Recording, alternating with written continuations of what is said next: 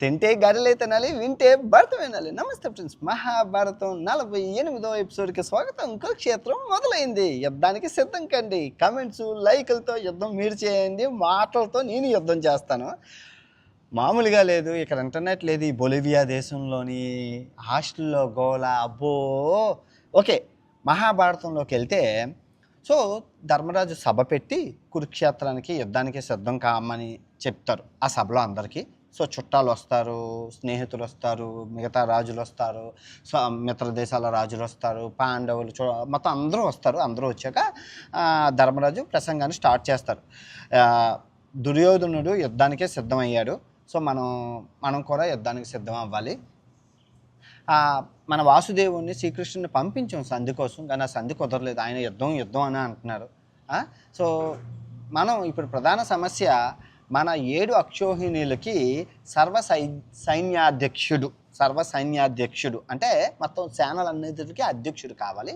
So ఆ అధ్యక్షుడు ఎవరైతే బాగుంటుందో ఈ సేనల్ని సక్రమంగా సరైన మార్గంలోని ధైర్యంగా నడిపించేవాడు కావాలి అంటే ఫస్ట్ నకుల సహదేవులను అడుగుతారు. నకుల సహదేవ చెప్పయ్యా, ఎవరైతే బాగుంటారో అంటే, అనియా మనకి చుట్టాలు, మంచి స్నేహితుడు, అందులోనూ చాలా సీనియరు మన విరాటరాజు అయితే పర్ఫెక్ట్ అని అంటారు.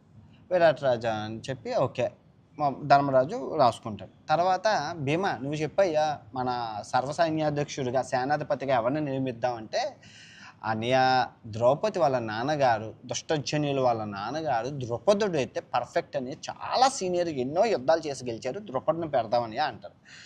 ఓకే, నా అది రాసుకుంటారు. తర్వాత అర్జున చెప్పయ్యా ఎవరిని పెడదామంటే, నాన్న అనియా దుష్టజన్యుడు అగ్నిహోత్రుల నుంచి పుట్టాడు, అందులోనూ ధనుర్బాణాలతో పుట్టాడు, అందులోనూ ద్రోణాచార్య శిష్యుడు ద్రోణాచార్యుల్ని చంపుతానని శపథం చేశాడు. అతను యువరక్తం, అతనైతే పర్ఫెక్ట్ అని నా అభిప్రాయం అని అంటారు. అంటే శ్రీకృష్ణుని కాస్త చూసి ధర్మరాజు అంటారు, శ్రీకృష్ణ ఇటు బలాలు నీకు తెలుసు, అటు బలాలు తెలుసు.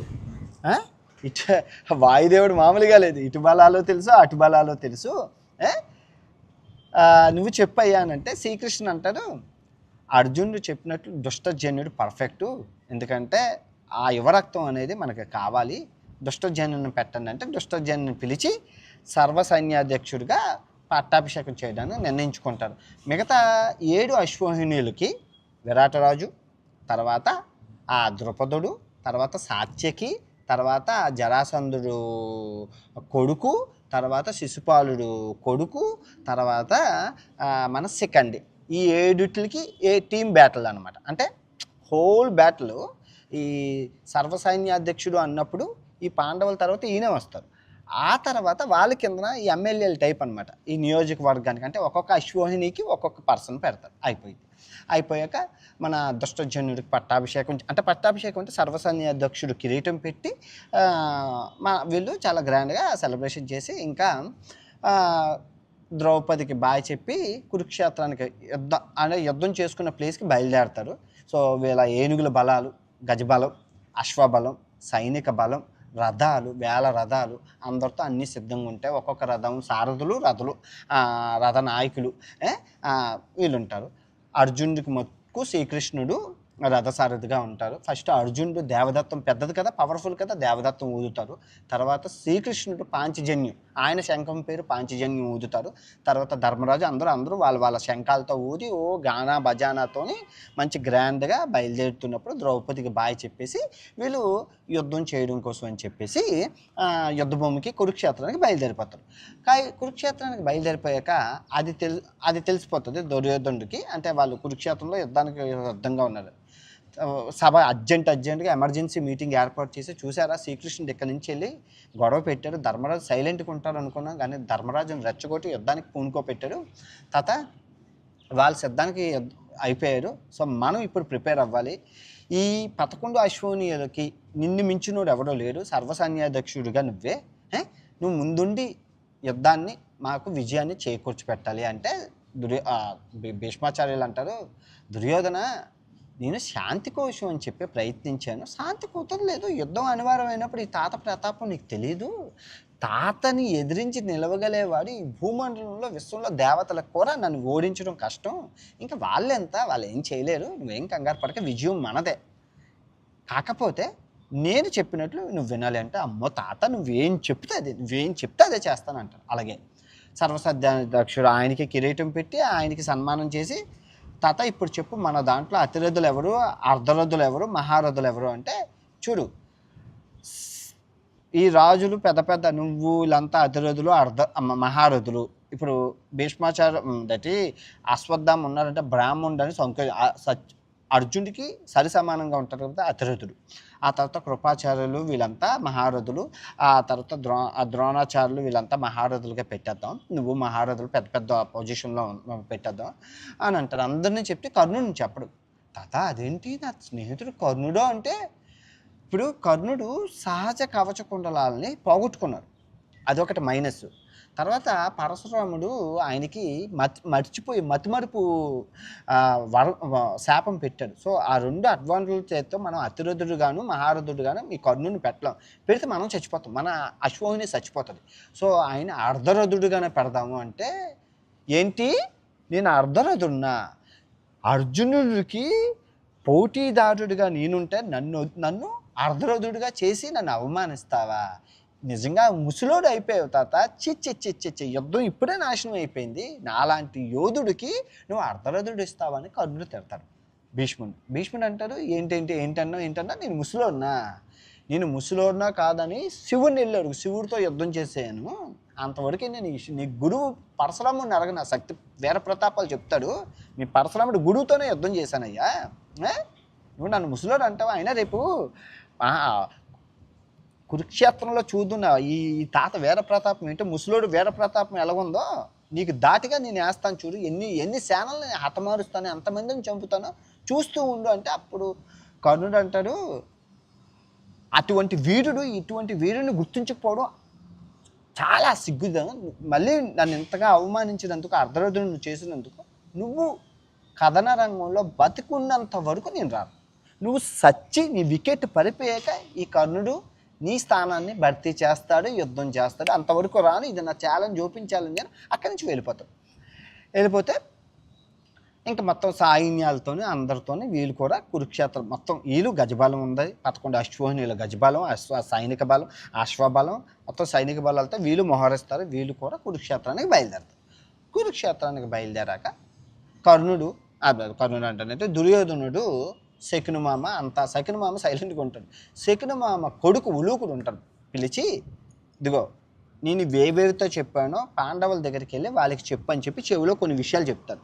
ఉలూకుడు పాండవుల దగ్గరికి వెళ్తాడు. పాండవులు అంటారు, రావయ్యా శకుని కొడుక అంటే, నేను మీ దగ్గరికి దూతగా వచ్చానండి, నేను కొన్ని సభలోకి వచ్చి నేను మీ దగ్గరికి దూతగా వచ్చాను, మీరు నన్ను చంపను, నన్ను ఏం చేయనంటే దుర్యోధనుడు చెప్పినవి మీకు చెప్తాను అంటే, అయ్యయ్యో దూతగా వచ్చినాడు నిన్నేం చేద్దాం, నువ్వు ఏం భయపడక, నువ్వు ఆయన ఏం చెప్పాడో అవి అలా తూచా తప్పకుండా మాకు చెప్పు అంటారు. ఏమీ చెప్పలేదు, మీరు యుద్ధం వీరులతో చేస్తున్నారని చెప్పమన్నాడు, భీముడిని చూసుకొని పొంగిపోతున్నాడు, కానీ భీముడి బలం ఒక పప్పు శుద్ధపూస లాంటిది, అది ఎందుకో పనిచేయదు, ఊరికినే తిరక్క అరక్క బాడీ పెంచారు తప్ప బ్రెయిన్ లేదని చెప్పమన్నాడు, ఆయన్ని తొడా చెయ్య ఇరిచేసి మూలన కూర్చోబెడతామని చెప్పమన్నాడు అంటే, అందరూ ఆహా అవునా ఓకే నెక్స్ట్ ఇంకేంటి అంటే, తర్వాత అర్జునుడి దగ్గర గాంధేవం అది దేనికి పంచేది, ఒక తాటి చెట్టు లాంటిది, రేవులో తాటి చెట్టు ఎలాగో అది గాంధేవం అంతే, దానికి బుస కొట్టడం తప్ప దీనికి పనేం పనిచేయదని చెప్పమని అన్నారు అంటే, అవునా ఓకే నెక్స్ట్ అంటే, శ్రీకృష్ణుడు ఒక గారిడి మాంత్రికుడి టైపు, ఆయన మహాభారతంలో దేనికి పనిచేయడు, యుద్ధం చేయనన్నప్పుడు ఇంకా ఇంట్లో కూర్చోవడం బెస్ట్, కానీ ఆయన ఏదో షో చేయడానికి వచ్చాడు, శ్రీకృష్ణుడు కూడా దేనికి పనిచేయడు, ఆయన గారిడికి మేము భయపడమని చెప్పమని అన్నాడు అంటే, ఆహా అవునా, ఇంకా అంటే ఆ నకులు సహదేవులు ఉన్నారు కానీ ఆవులు మేకలు కాసుకోవడం తప్ప ఆయనకి యుద్ధం చేయడం రాదని చెప్పమన్నారు అంటే, ఆహా అవునా, ఇంకా అంటే ఆ ధర్మరాజు ఆడుకోమంటే చదరంగం ఆడుతాడు తప్ప పెళ్ళాన్ని తమ్ముళ్ళని జోదంలో పెట్టగలరు కానీ ఆయనకి యుద్ధం రాదని చెప్పమన్నాడు అని చెప్పమంటారు. అంటే ఎగ్జాంపుల్ కావాలంటే, మేము ద్రౌపదిని చేరపట్టుకొని లాగినప్పుడు ఏం పీకలైపోయారు, ఇప్పుడు యుద్ధంలో ఏం పీకుతారు అని అడగమన్నారు అంటే, అందరూ చూసి ఓకే నన్ను క్షమించండి మాట్లాడినందుకు అని అంటారు. లేదు లేదు నువ్వు దుర్యోధనుడు ఏం చెప్పావు చెప్పి ఇప్పుడు మేము చెప్పింది దుర్యోధనుడికి చెప్పు అని చెప్పి పిలిచి చెవిలో చెప్తే ఉలూకుడికి సన్మానించి దూతకి ఇవ్వాల్సిన మర్యాదలు బట్టలు అన్నీ ఇచ్చి పంపిస్తారు. అక్కడ దుర్యోధనుడు సభ దగ్గరికి వెళ్ళి ఉలూక ఏంటి అంటే మనం చెప్పిన మాటలకి భయపడ్డారంటే లేదు సార్ భయపడలేదు మరి ఏమయ్యారంటే మళ్ళీ తిరిగి మీకే కౌంట్ ఇచ్చారంటారు. ఏంటి ఆ కౌంటర్ అంటే ఫస్ట్ ఎవడైతే మీ భీష్ముడు అంటున్నారో ఆ భీష్ముడు వికెటే ఫస్ట్ పడగొట్టేస్తామని చెప్పమన్నారు. ఆ తర్వాత ద్రోణాచార్యులు వికెట్ పడగొడతామని చెప్పమన్నారు. ఆ పడగొట్టాక దుర్యోధుడిని కర్ణుడిని ఆ కౌరవ సేనని ఒక్కరిని కూడా లేకుండా చేయమని చెప్పమన్నారు అన్నారు. ఎవరు చెప్పమన్నారు అంటే ఆ శ్రీకృష్ణుడు. అవును ఆ శ్రీకృష్ణుడికి యుద్ధం రాదు కానీ ఈ మాట్లాడడం వచ్చని దుర్యోధుని అంటారు. చూసావా తాత వాళ్ళు ఎలా రెచ్చగొడుతున్నారో మనల్ని అని అంటారు. అసలు రెచ్చగొట్టింది ఈడు మళ్ళీ వాళ్ళు రెచ్చగొట్టారని చెప్తారు. తాత ఇప్పుడు ఈ విషయం చెప్పు, ఆ 7 అశ్వోహిణీల సైన్యాన్ని పాండవుల్ని నువ్వు ఎన్ని రోజుల్లో ఓడించగలవు అంటే నేను 30 రోజుల్లో ఓడిస్తాను నాన్న అంటారు. ద్రోణాచార్యులు గారు మీరెన్ని రోజుల్లో ఓడిస్తారంటే నేను 30 రోజుల్లో ఓడిస్తాను నాన్న అంటారు. తర్వాత కృపాచార్యులు గారు మీరంటే నాకు 2 నెలలు కావాలి, 2 నెలల్లో మొత్తం ఓడిస్తాను అంటారు. ఏం అశ్వత్థామ నీకు ఎన్ని రోజులు పడుతుంది అంటే నాకు 10 రోజులు కావాలి అంటారు. అశ్వత్థామ పవర్ఫుల్ ఎవరికి తెలియదు.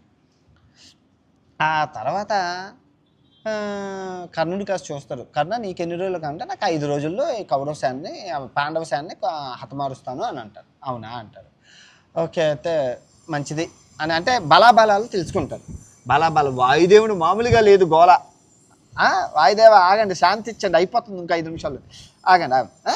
ఆ తర్వాత ఇంకా ఈ విషయం తెలుసుకున్న అంటే గూఢచారుల ద్వారా పాండవ సభలో ధర్మరాజు అంటారు చూసారా మన దటి భీష్ముడికి 1 రోజులు, ద్రోణాచార్యులకి 1 రోజులు, కృపాచార్యులకి 2 నెలలు, తర్వాత అశ్వత్థామకి 10 రోజులు, కర్ణుడికి 5 రోజులు అంట.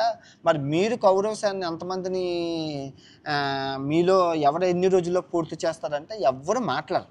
దానికి గల కారణం ముందు అర్జునుడు ఉన్నాడు కదా, అర్జున్ అడుగుతారు అర్జున నువ్వెన్ని రోజుల్లో పూర్తి చేస్తావంటే నాకు రోజులు అక్కర్లేదు అంటే మరి నెలలా అంటే కాదు అంటే సంవత్సరాలు అంటే కాదు, రోజులా అంటే కాదు అంటే గంటలా అంటే కాదు, నిమిషాలంటే కాదు అంటే 1 సెకండ్లో పూర్తి చేస్తాను అంటాడు. అదేంటి అది ఎలా అంటే నాకు శివుడిచ్చిన పాశుపతాస్త్రం ఉంది, ఆ పాశుపతాస్త్రాన్ని ప్రయోగించానంటే మొత్తం ఒకే 1 సెకండ్లో మొత్తం అంతా నాశనం అయిపోతారు వాళ్ళు, ఎవరు కాపాడలేరు వాళ్ళని అని అంటారు. అవునా మరి అంటే కానీ నేను ఆ పాశుపతాస్త్రాన్ని వాడదలుచుకోలేదు, నా శక్తి సామర్థ్యాలతోనే ఆ కౌరవ సేన మట్టు పెడదాం అనుకుంటున్నాను అంటారు. ఆ మాటలు చెప్పి ధర్మరాజు చాలా హ్యాపీగా ఫీల్ అవుతారు. అయితే ఈ విధంగా నడుస్తుంటుంది. సో ఇలా యుద్ధంకి ప్రిపేర్ అయ్యారని చెప్పి పరశురాముడు వస్తారు. పరశురాముడు వచ్చి అంటారు శ్రీకృష్ణ నీ ఆధ్వర్యంలోనే యుద్ధం జరుగుతుందయ్యా, నిజంగా గొప్పడు సంధి చేకూర్చమని అంటే యుద్ధం చేకూర్చుంటే నేనేం చేశాను అన్నయ్య, వాళ్ళే అలా రెచ్చగొట్టుకున్నారు అంటాడు.